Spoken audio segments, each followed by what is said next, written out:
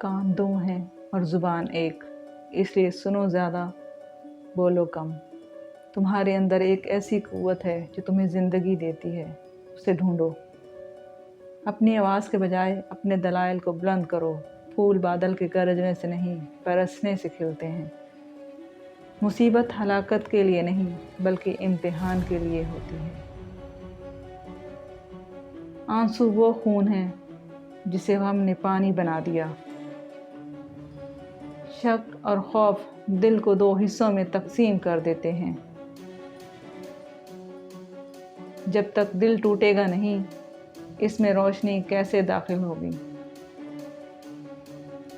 اگر تو بیکار پتھر ہے تو کسی صاحب علم کے پاس بیٹھ، گوہر بن جائے گا۔